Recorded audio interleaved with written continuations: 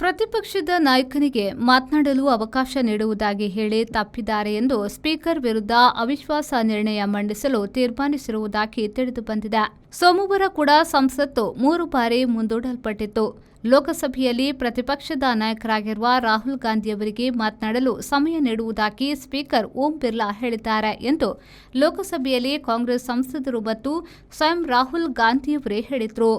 ಆದರೆ ಸಂಸದೀಯ ಸಚಿವರಾದ ಕಿರಣ್ ರಿಜಿಜು ಅವರು ಹಾಗೆ ಆಶ್ವಾಸನೆ ನೀಡಿಲ್ಲ ಎಂದು ಹೇಳಿದರು.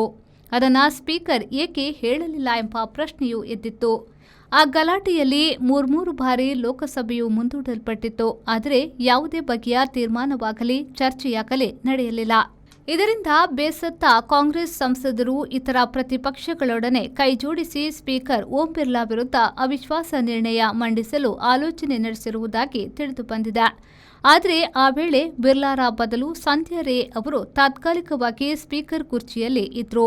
ಅದಲ್ಲದೆ ಭಾರತ-ಯುಎಸ್ಎ ನಡುವಣ ವ್ಯಾಪಾರ ಒಪ್ಪಂದವು ಮೋದಿ ಸರ್ಕಾರವು ಟ್ರಂಪ್ರಿಗೆ ತಲೆಬಾಗಿದ್ದರ ಫಲ ಎಂದು ಪ್ರತಿಪಕ್ಷಗಳು ವಾದಿಸಿದ್ದವು.